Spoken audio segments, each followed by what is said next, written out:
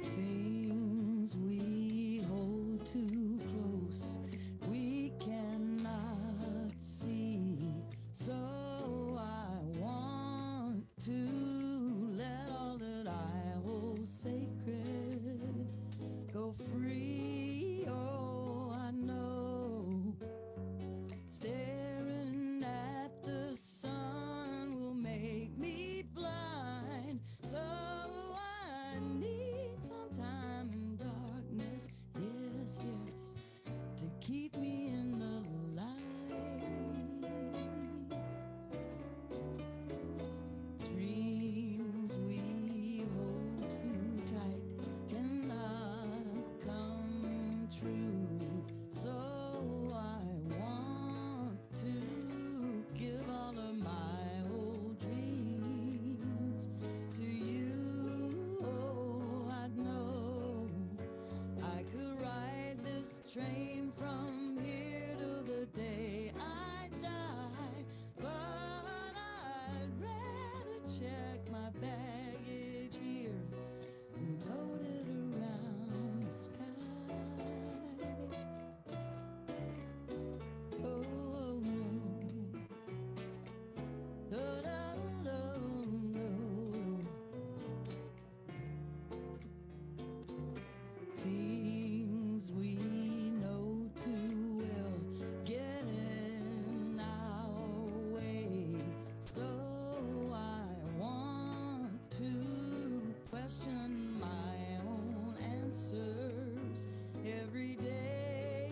Oh, I know the whole mystery can't fit into one mere mind. So I'm learning how to empty out and take it one piece at a time.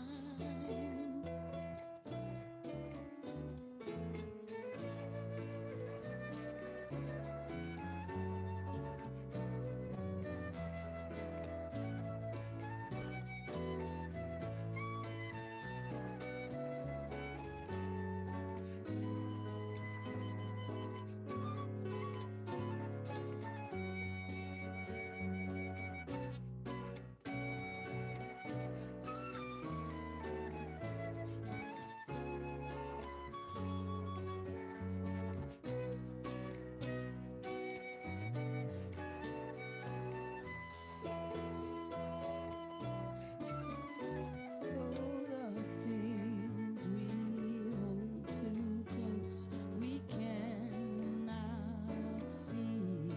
So I want to let all that I hold sacred go free. Oh, I know staring at the sun will make you blind. So I hope you spend some time in darkness and meet me back in the light.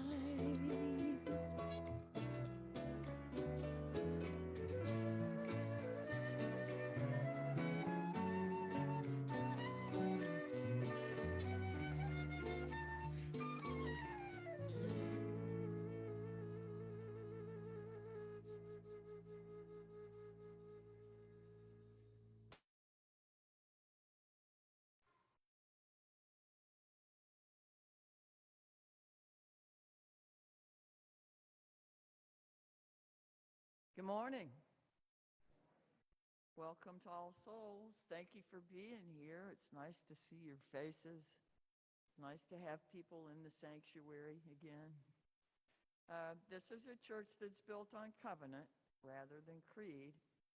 We covenant around some principles and ideas that we share, and to try to live those out in the world and in our lives and among ourselves, with each other. To be respectful of differing paths and opinions. We don't have to think alike to love alike.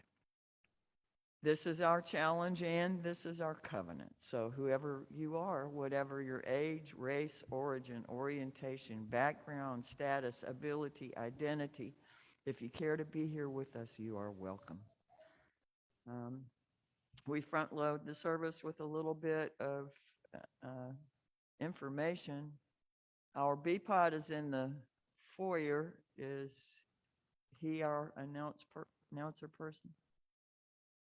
Ken?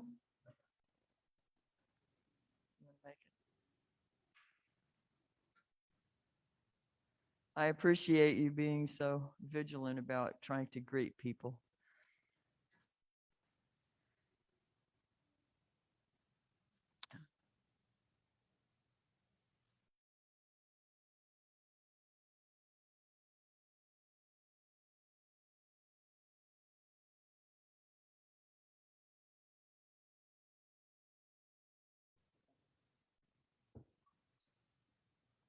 Okay, put on that.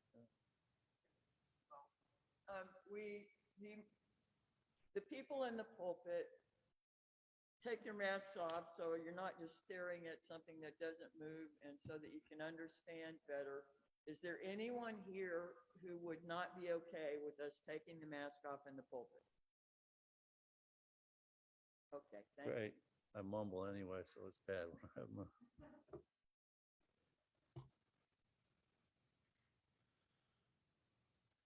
All right. First announcement, the Knoll Food Pantry pickup is today from 2 to 4, right out front here. They request that you bring spaghetti sauce, canned tuna, canned chicken, and saltine crackers. You can bring other food to the service as well, but please drop it off between 2 and 4. If you want to, you can hang out for a while because there will be music. And animals. Yesterday, I was trying to check on the baby bluebirds and I found a snake up in there visiting with them. Scared me a little bit. Volunteer of the month for May is Eric First. Is Eric in here? No, he's doing volunteers. Yeah, he's doing the stuff that he does. All right. Yeah, please. I think for the last 5, 10 years, he's been like every week, every time we do a grounds cleanup, he's there and takes it very seriously. And he's really he's been past board president and just any way he can to help the church. He's the master of putting up the, what do they call it thing? The scaffold. Yeah, for the lights. Okay. And so again, we our deepest thanks to Eric for all that he does.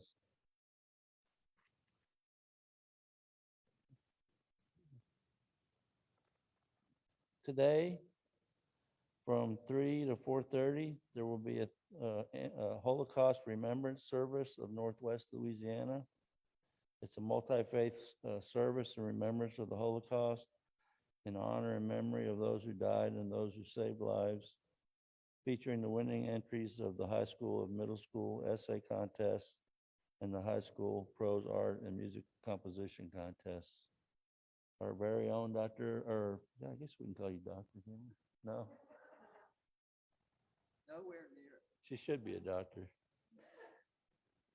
She will light the candle in honor of the LGBTQ victims of the Holocaust and in honor of Reverend Wade Still and Martha Sharp, who from the Lisbon office of the Unitarian Service Committee saved hundreds of Jews and others from the Nazis and are memorialized in the Righteous Among the Nations on the wall at Yad Vashem.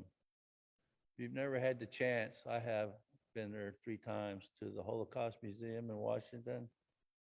And every time it makes me cry, just seeing some of the things that's in that museum. It's very deeply moving, and I highly recommend if you ever go to Washington, D.C., that you go to the Holocaust Museum. Okay, we still have Zoom lunches Tuesdays at noon. Get to know your fellow congregants at this virtual brown bag lunch hangout. It's from 12 and on Tuesdays thereafter until further notice via Zoom. And there's a link. I guess the link is in the, Steve, where's the link? Coming up here, see? Thank goodness for Steve. Give away the plate for May, the United Way of Northwest Louisiana. Every month we dedicate our non-pledged income to an organization doing the work that best embodies our UU principles and values. For the month of May, we've chosen the United Way of Northwest Louisiana. This time-honored national organization works locally to help children succeed in school, beginning with their participation in Dolly Parton's Imagination Library. And that's, if you've never heard of that, look it up. It's really a very moving thing that she does for children. Giving free books to children from birth to age 5 throughout the region, and continuing throughout the school years with the support of each phase of their academic journey through graduation and beyond. All right, so to make pledges to the any of these funds, you can go to the All Souls donation site, which Steve probably has up already. You can put it in a collection plate and put GATP May or United Way in the comments service.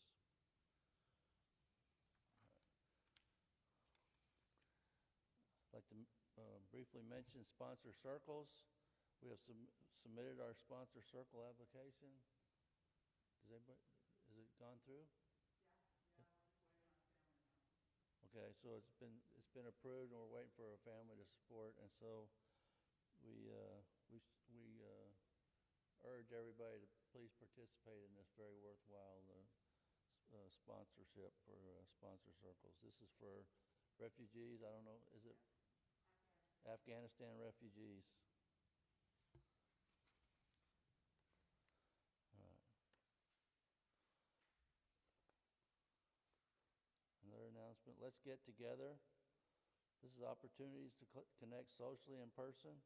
If you're interested in this, Kathy Osuch is in charge, and I guess her telephone number and her email are on the announcement page via Steve, okay? And late night at the Salty Chalice, 10 p.m. most Friday nights at the site that's being posted by Steve as we speak. Founded as an alternative to the club or the pub or the coffee house on a Friday night, this virtual gathering place is open to all who just want to relax and hang out with friends. This online gathering, along with the Zoom lunch, will continue for a while and perhaps indefinitely. Grab your beverage of choice and join us. It's hosted on Fridays by Susan Caldwell, and occasionally hosted by legendary mystery hosts. And as always, we're still supporting the Highland Blessing Dinner, 5 to 6 p.m. on 520 Olive Street. Is it? It's every week, right? This week is our week. Okay. Yeah. So this Blessing Dinner is 10 years old and still going strong. It looks a little different right now, but we're slowly coming back to serve the members the way we used to in person before the pandemic. Volunteers are needed for setup and cleanup, for greeting and welcoming our guests, filling and refilling beverages. All volunteers and guests must be vaccinated. You only have to show your card, a photo of your card, or your vax status in your LA Wallet application, first time. Masks are now encouraged but not required. If you can, come by 4:30 to help with setup and stay after 6 to help clean up. That would be great. We're generally out by 6:30, if not earlier. So we co-host all of the first Thursdays of the month. And is there other churches that help us on that night? Yeah. Okay, but it's really a worthwhile effort to support our community, and you get to meet some interesting people. As always, meditation with Larry Andros continues Saturday mornings, 10:30 a.m. via Zoom. It's a 20-minute sitting Buddhist meditation followed by a teaching. I don't know how long Larry's been doing that, but forever. So. All right, I think we're done. Thank you very much.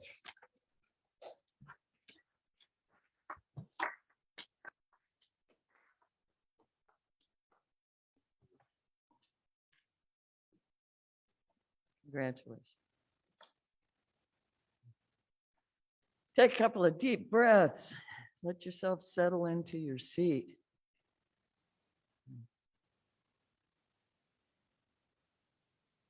Try to be here.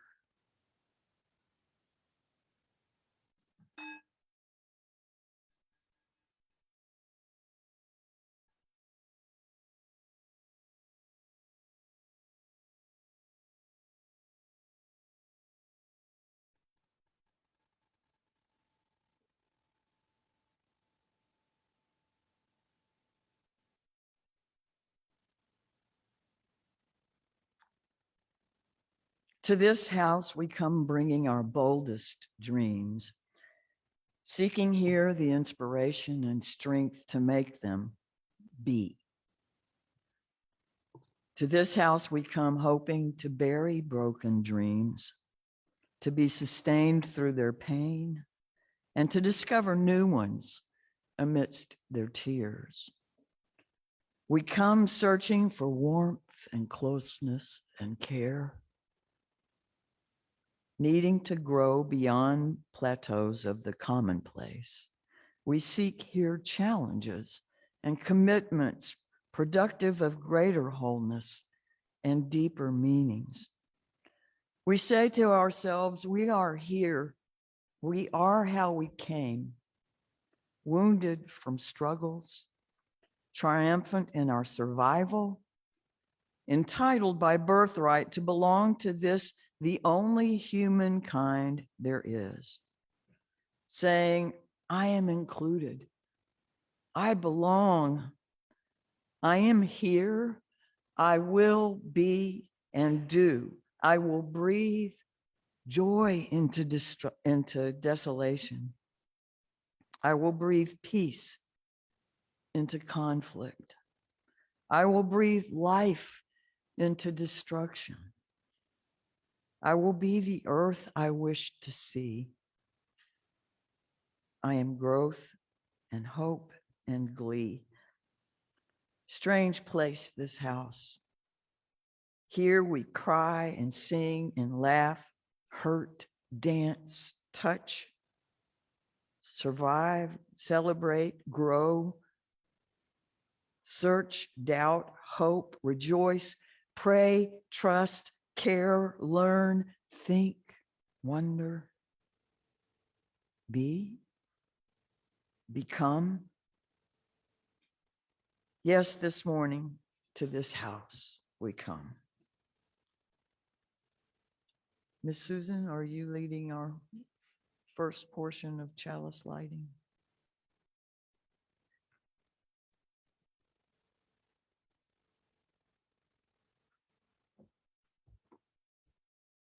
So we're all starting to learn the new part at the end.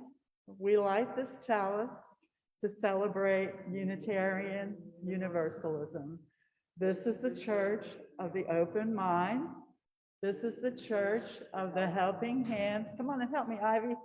This is the church of the loving heart. Together with mind, hands, and heart, we care for the earth and for each other. Thank you.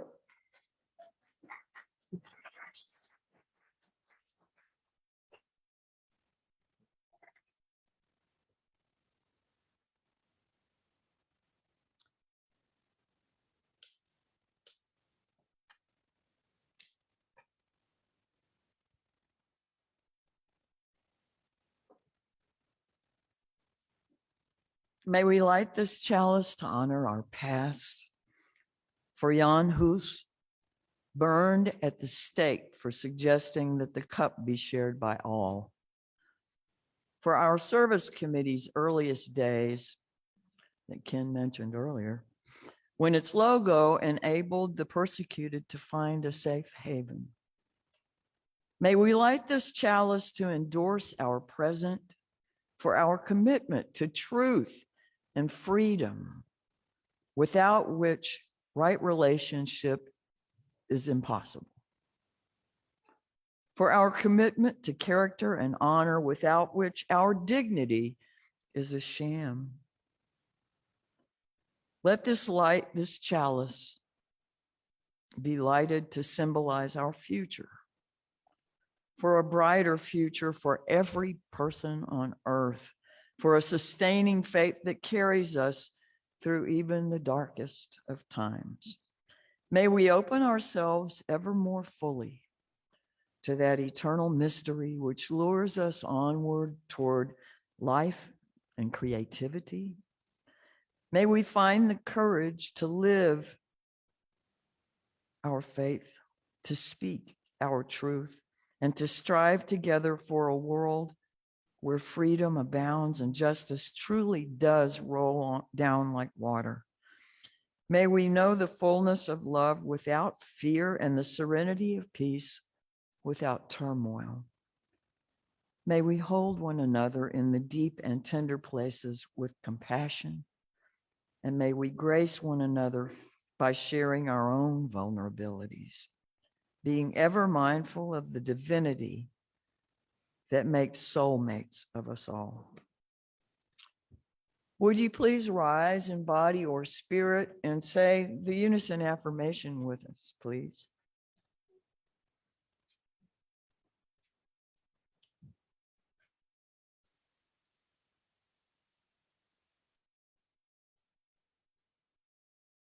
The sacrament and service is its prayer, to dwell together in peace, to seek knowledge and freedom, to serve human beings, to the end that all souls shall grow into harmony with the Savior. Thus do we covenant with each other. Our opening song is Let It Be a Dance. It's in the hymnal with lots of page turns if you want to see it that way.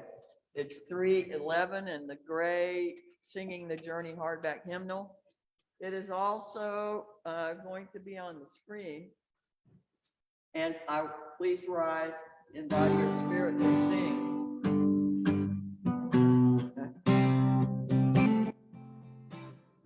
Let it be a dance we do.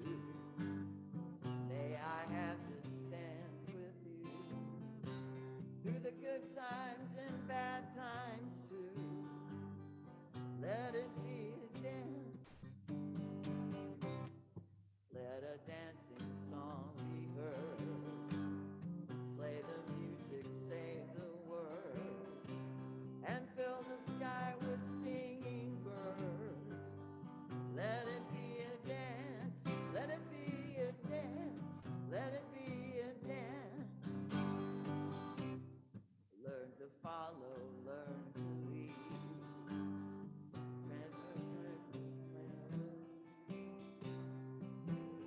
Harvest, plant the seed. Let it be a dance. Let it be a dance we do. May I have this dance with you through the good times and bad times too. Let it be a dance. Everybody turn and spin. Let your body learn to bend. And like a willow in the wind, let it be a dance. Let it be a dance. Let it be a dance. A child is born, the old must die. A time of joy, a time to cry. Take it as it passes by. Let it be a dance. Let it be a dance for you. May I have this dance with you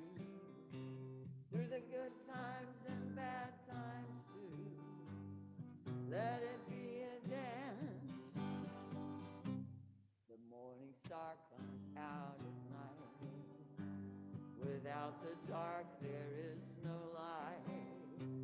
If nothing's wrong, then nothing's right. Let it be a dance, let it be a dance, let it be a dance. Let the sunshine, let it rain. Let the darkness spare the pain.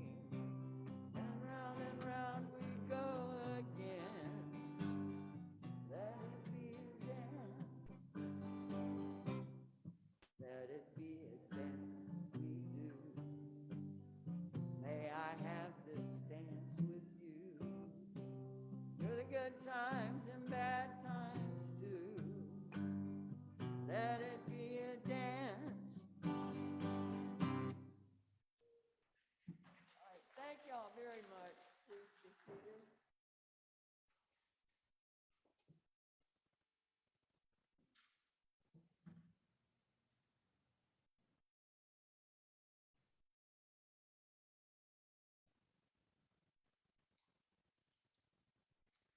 We have a responsive reading before the time for all ages.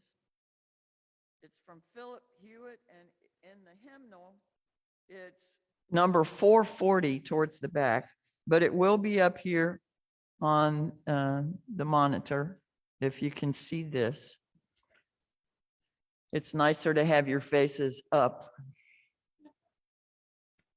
so we can hear one another and see one another. From the fragmented world of our everyday lives, we gather together in search of wholeness. By many cares and preoccupations, by diverse and selfish aims, are we separated from one another and divided within ourselves. Yet we know that no branch is utterly severed from the tree of life that sustains us all. We cherish our oneness with those around us and countless generations that have gone before us. We would hold fast to all of good we inherit, even as we would leave behind us the outworn and the false. We would escape from bondage to the ideas of our own day and from the delusions of our own fancy. Let us labor and hope for the dawning of a new day without hatred, violence, and injustice. Let us nurture the growth in our own lives of the love that has shone in the lives of the greatest of men and women, the rays of whose lamps still illumine our way. In this spirit we gather, in this spirit we pray.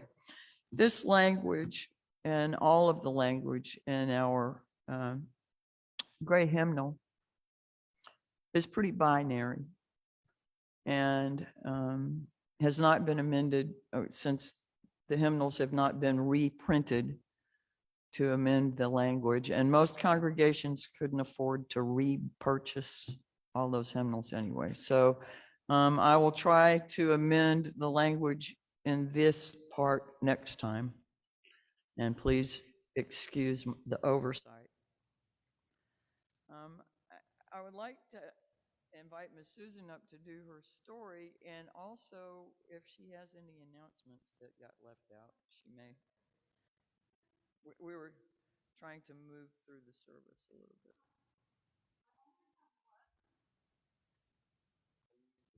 No, I'm not. Oh, I was going to read.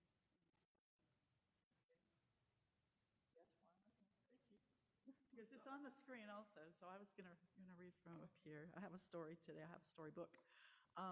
But I did want to announce the email that I sent out and that I had seen on the Holocaust Remembrance website for the longest time was only saying live stream. And last year it was only live stream because we were kind of, in the thick of the pandemic.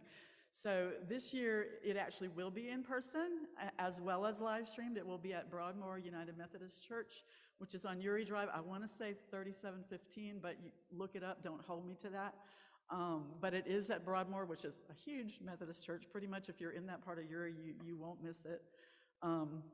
And hope you can join us, whether in person or virtually. It's a beautiful service, and for the topic, you will find it surprisingly uplifting, especially when you hear these young people and what they write.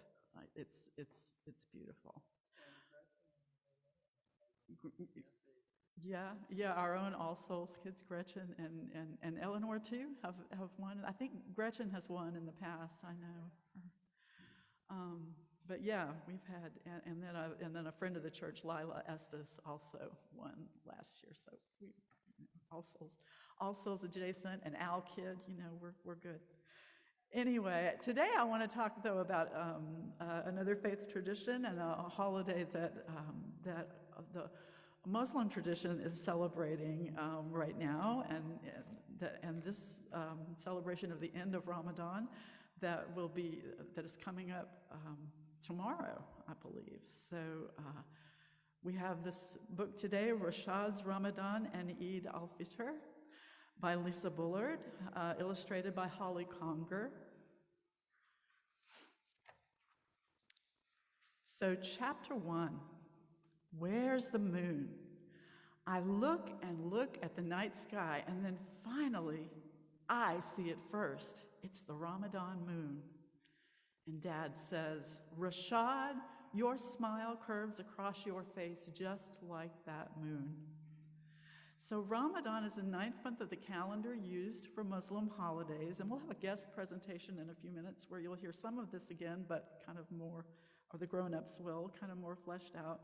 But Muslims follow the religion, Islam, and Ramadan is the most important month for Muslims. And when it is near, they watch the night sky for the new crescent moon. That moon means Ramadan starts tomorrow.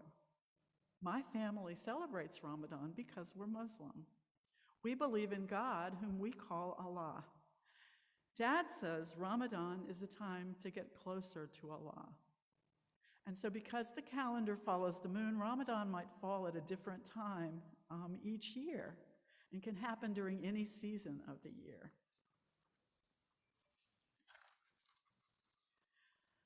Chapter 2, thinking about Allah. We get up really early for breakfast. During Ramadan, Mom and Dad fast after the sun comes up. That means they don't eat or drink anything. Today, I will be fasting too. It sure is a long time until the sun sets.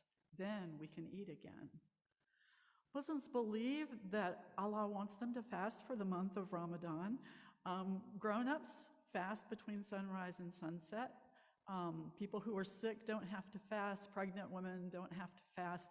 Children don't have to fast, but at different ages, depending on the family, depending on a lot of things, they will start to practice, kind of maybe fast part of the day, or maybe fast certain whole days out of the month, but not the whole time. But it varies from family to family. So Rashad is going to be fasting for the first time. On some nights, we go to the mosque. That's where we pray and hear people read from the special book. In the tradition of Islam, Ramadan is thought to be the time where the Quran, the holy book, was actually revealed to Muhammad. And so when the moon is fat and full, we're halfway through Ramadan. Chapter 3, thinking about other people. We all try hard to be good this month. My sister and I don't even fight. We also give money and food to people who don't have enough. Caring for the poor is an important part of the Islamic tradition. It's actually one of the 5 pillars of faith. It's very important during Ramadan. That's part of what the fasting is to remember what it's like for people who go hungry.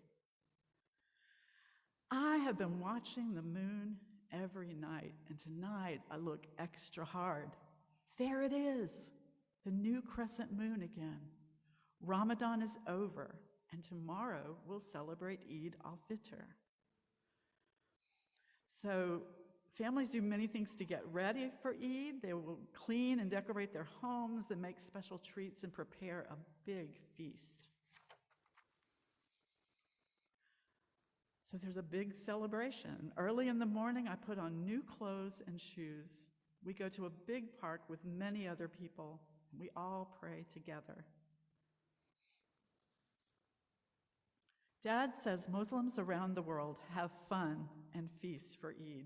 Sometimes there are even carnival rides and games. We visit friends and family. People give me candy and presents and money. Many Muslims will take the day off of school or work for Eid, and in some places the celebration can last as long as 3 days. It's a fun time, but it's also a time for giving thanks to Allah. So I've decided I'm going to watch the moon all year. I know it will grow bigger and smaller many times, but finally it will be that special night again, and it will be time for another Ramadan moon. Thank you very much.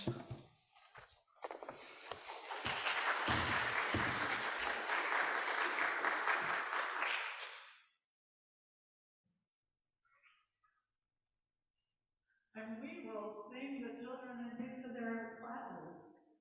Go down in peace, go down in peace. May the spirit of love surround you everywhere, everywhere you may go.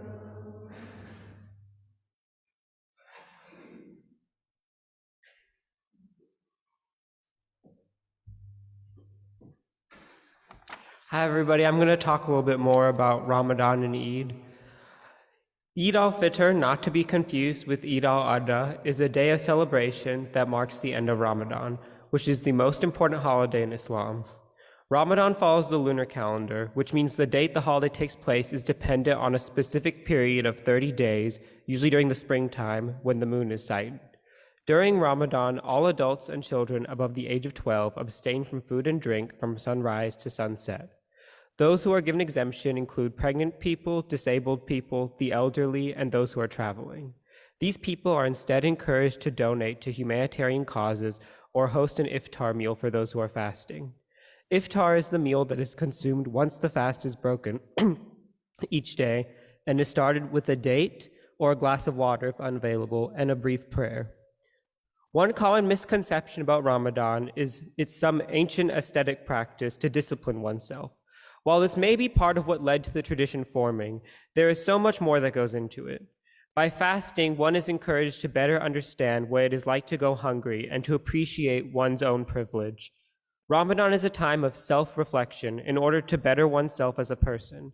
In addition to fasting, one is encouraged to abstain from worldly pleasures, do good deeds, donate to the poor, also known as zakat, abstain from harmful behaviors, both to oneself and others, such as gossip or greed, and pray and grow one's relationship with God. The last 10 days of Ramadan are considered especially holy, as these are the days when the Quran is believed to have been revealed to the Prophet Muhammad, peace be upon him. This is known as Laylat al-Qadr and is marked with frequent prayer and zakat in community. Like the UU8 principles, during the month of Ramadan, Muslims are encouraged to take this time to recenter justice and human dignity in their everyday lives. Eid al-Fitr, translated literally to Festival of Breaking Fast, marks the culmination of this introspective month. It begins in the early morning with a very large prayer and sermon involving the whole community, followed by a celebration of food, music, and increasingly in America, gift-giving, as a reward for everyone's hard work during Ramadan. A way to greet someone on Eid is to say Eid Mubarak, or Blessed Eid. Eid Mubarak, everybody.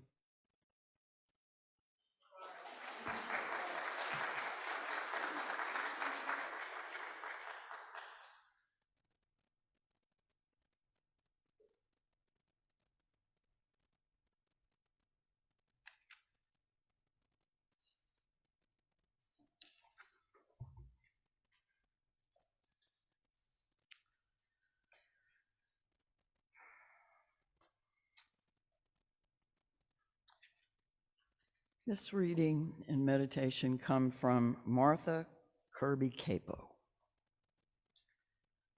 I invite you now into a time of meditation.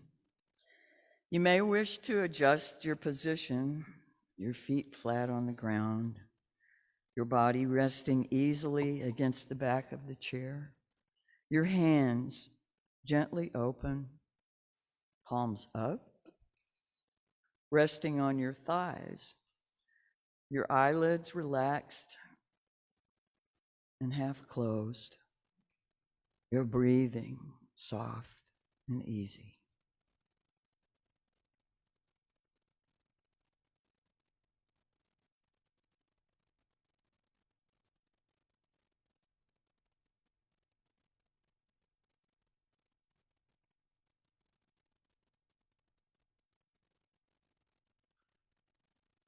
The day has been muted and gray, the sun hidden behind a scrim of clouds so diffused they seem like the underside of a gauze canvas draped across the sky.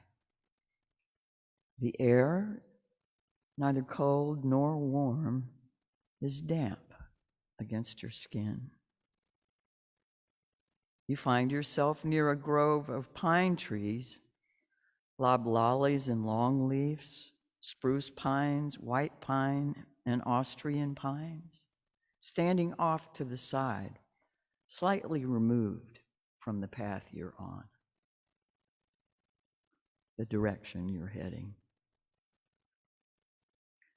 The someplace else you're supposed to be is not exactly on this path. But you step off of the path for a few minutes, find a spot under one of the trees, and settle in.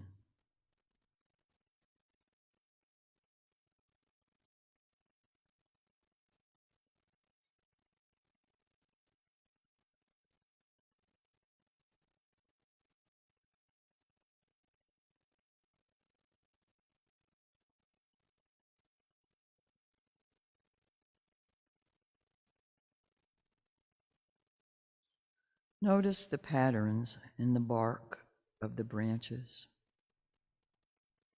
Furrowed and flaky, bark peels away incrementally from the limbs like a chrysalis rupturing as new life expands and cracks its protective shell. The needles, dark green and stiff in mid-stretch, are each tipped with a fat bead of moisture. Drops of water not yet dense enough to free fall to the earth. As you gaze with a softening gaze, the gaze also sharpens. You notice droplets of water are also clinging to the underside of the branches. How long, you wonder, has it taken this tree to collect the water from the damp air around it?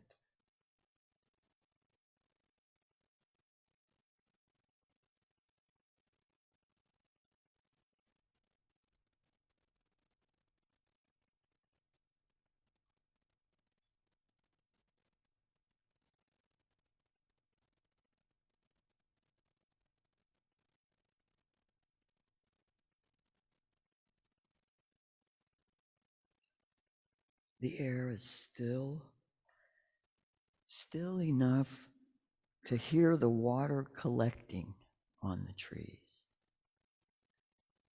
Still enough for you to hear the infinitesimally small sound of a wafer of bark lifting another micron of itself away from the trunk.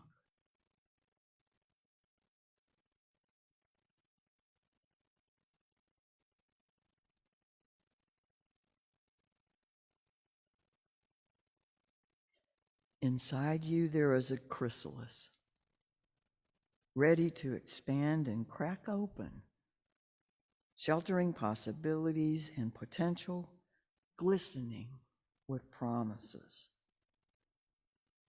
Soften and sharpen your gaze. What do you see?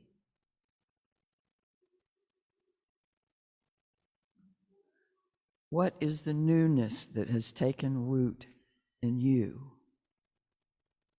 How will you nurture it?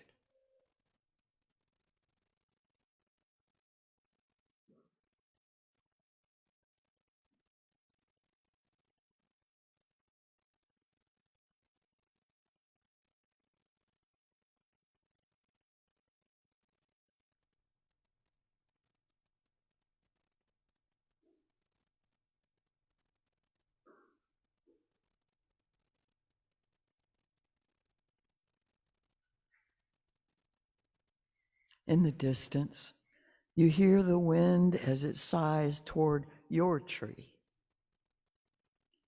In an instant, you are showered with crystalline beads of water twirling free from their embrace of the tree. The branches lightly flex themselves and settle back into place, open, receptive to whatever may next collect along their ridges and grooves. A nuthatch, intently focused and goal-oriented, flits to a spot high on the tree trunk and starts nosing around. A small shard of bark peels off, falling at your feet.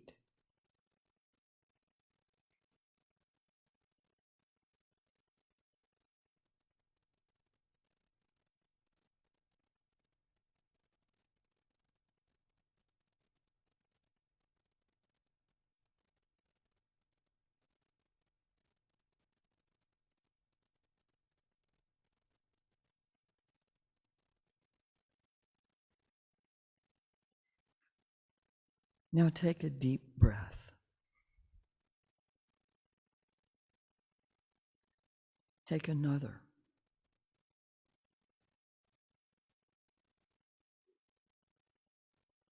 And open your eyes. Your feet flat on the ground, your body resting easily against the back of your chair. Your hands open, palms up, resting on your thighs.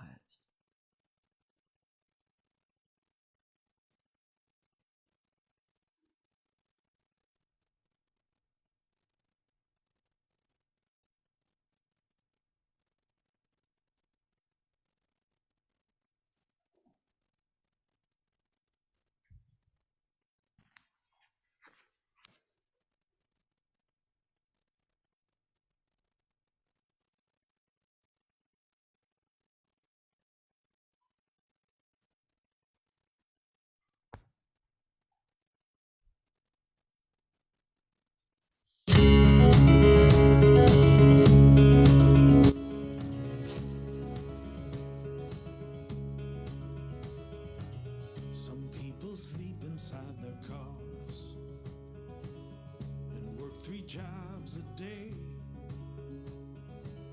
behind in rent or bars. They're invisible USA, invisible USA. A place called home, food to eat.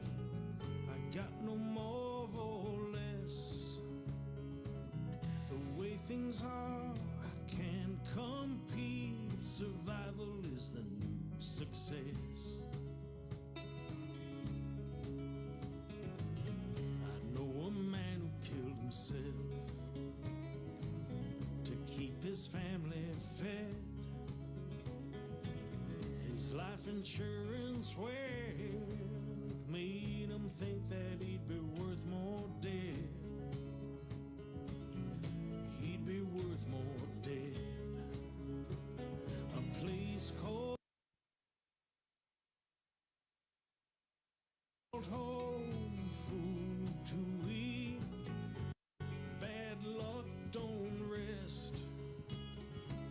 Times are hard, I repeat. Survival is the new success. What does it take to get by? I ain't got no stocks to trade, and all my bills, though I try, may never be paid.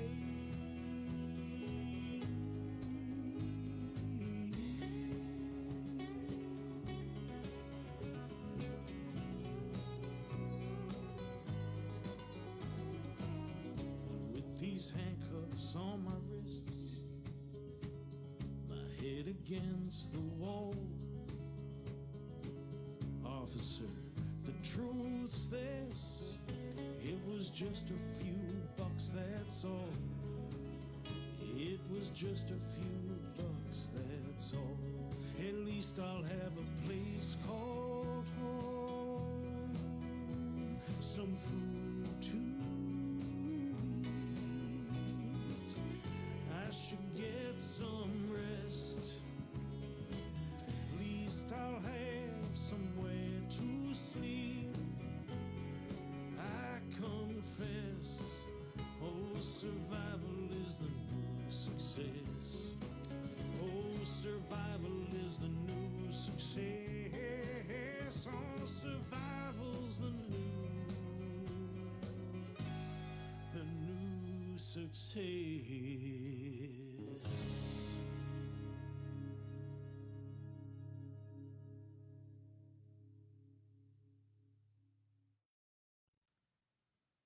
We thank our newest member for sharing with us about Eid this morning.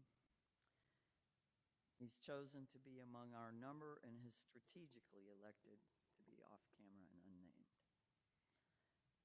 I didn't want people to think he was being slighted. If the two of you have not met, you are welcome to introduce yourself after the service. And I thank you. So tomorrow is Eid,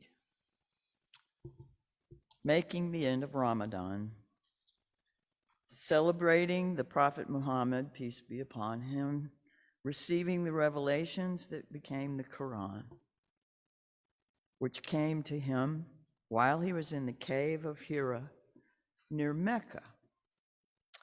I was curious about why he was in the cave. And a number of resources were in agreement about that and said this was a place he went to think and meditate and escape from the ills that were dominating in Meccan society at that time. Abuse and neglect of women, unfair balance in wealth, abuse of those living in poverty. When the world around him was overwhelming with wrongs and suffering, he apparently had the ability, he had the choice to take himself away somehow.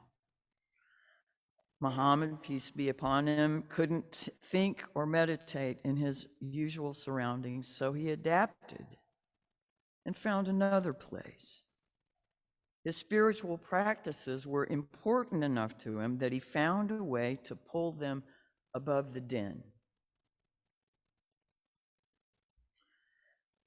You may remember Charles Darwin's belief that the most important factor in survival is neither intelligence nor strength, but adaptability. Making a way to tend the life within allowed him to become a vehicle of vision and direction for many, many people over time. The song that we just heard during the candle lighting was written by a singer-songwriter friend of mine named Paul Sachs. Paul lives in New York. As best I understand, he spent a good bit of his childhood in Oklahoma. The songs he writes, many of them are stories about his own life. His mother was a junkie and apparently had some other mental instability. But she was loved by all of the people around her, especially the other junkies. Anyway, he did live in cars some. And he did have to adapt. He took on jobs to survive, some of which were illegal. And he had his own issues with addiction. But he's moved on past that stuff. Still, even those, you'll notice that in the song, he didn't say good food, he didn't say healthy food, he didn't say nutritious food, he didn't say enough food, He just said some food to eat. All of those choices I named are privileged.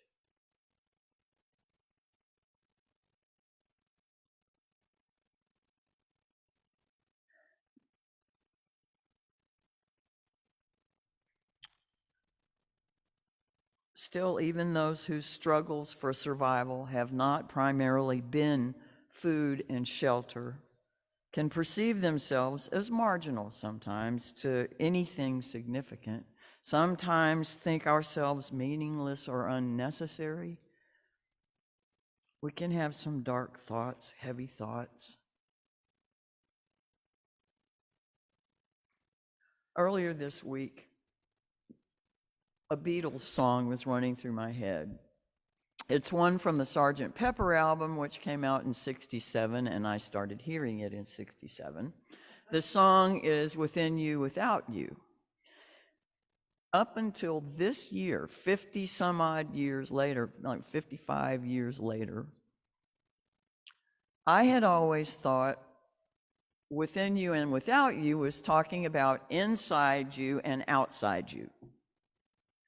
Now, many of you may have caught instantly what all of a sudden this week became obvious to me, that the Beatles were actually talking about life goes on with or without you.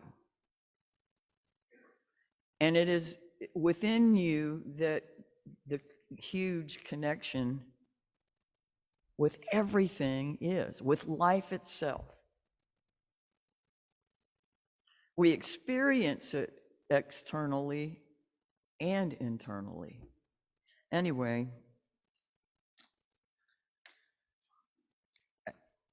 the new focus in the song for me brought into focus mortality. And thinking about life without me, kind of, I guess, like Jimmy Stewart in what's the movie at Christmas time? Wonderful Life. Yeah. We have no idea how many people we've touched. We have no idea what effect we've had on people.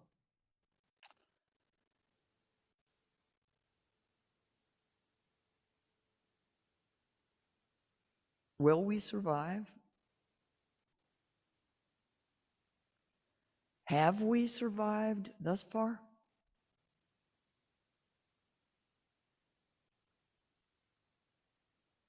I think of the responsive reading from the Gray Hymnals, We Were Never Meant to Survive. And it's by Audre Lorde, who was mentioned this morning in the adult education class. And here's an excerpt.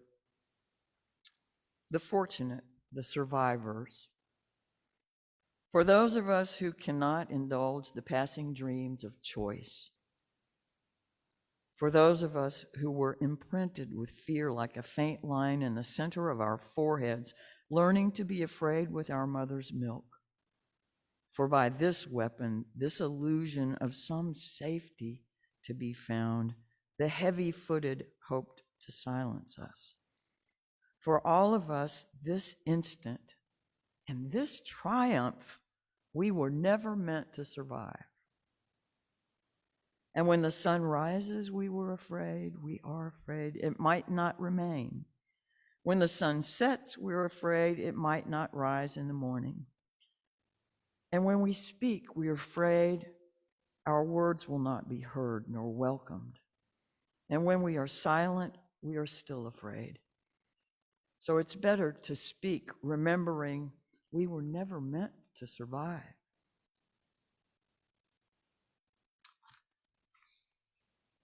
As has also been mentioned in the service already, today in Shreveport is Holocaust Remembrance Day.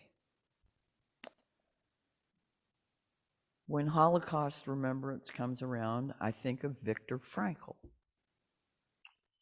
who lived until 1997 and concluded that striving to find meaning in one's life is the primary motivational force in humankind.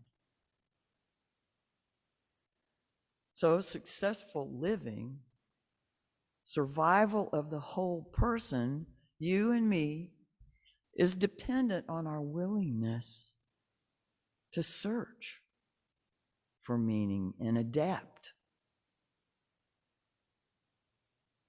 And what we understand that meaning to be might need to change. Now, Frankl, in The Will to Meaning, said paradoxically, by abandoning the desire to have freedom from,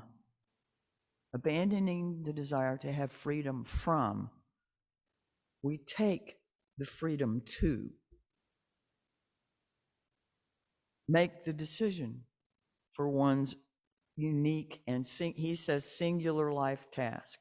Now, when I was entering as a non-traditional student, some college after a couple of lapses in college before that, we were told in the orientation stuff at this particular school that people could expect to have job changes X number of times during the course of their professional life. And several different careers would not be unlikely. So many of us identify ourselves with the work we do. Without that work, it's kind of hard to know who to be or how to think of ourselves. And adapting what being here means for us is a part of being older, growing older, and making peace with ourselves as we grow older. Survival inside and out comes from continuing, living into the answers, new answers when necessary, being adaptable like Darwin would suggest. Know this: you are important and valuable. Each thought and action is a contribution to this existence stew that we all swim around in. We are bundles of massive potential till the time we are no more. No matter how tired we are. No matter how infirmed we are.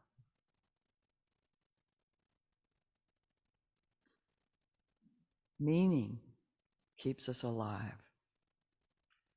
living life. I think we might be well advised to, like Muhammad, peace be upon him, make space for our spiritual lives. The time for what connects us most deeply to ourselves and that which sustains us.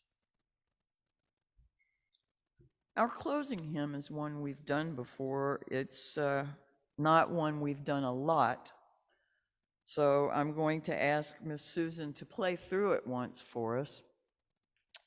The lyrics will be on the screen, and the hymn number is number 92. These words were written before 1932, when the lyricist passed away. And the music was written before 1768. So before America was born, the music was written. And sometime between the Civil War and the 30s, the lyric was written.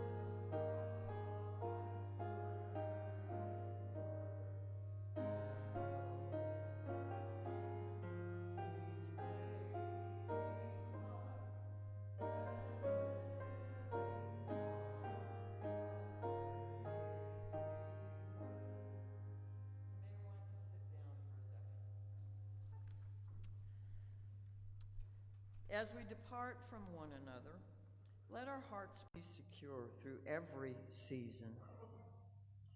We are the ones we've been waiting for. We are not perfect, but we are perfectly fitted to this day, and we are not without fault. But we can be honest to face our past as we chart a new future. If you're proud of this church, become its advocate. If you're concerned for its future, share its message. If its values resonate deep within you, give it a measure of your devotion. When I say go in peace, I don't mean go in mindless oblivion. When I say go in peace, I don't mean go without challenging yourself or others. When I say go in peace, I don't mean go in utter ease and comfort. When I say go in peace, I mean go in peace seeking justice. I mean go in peace committed to equal rights and opportunities for all.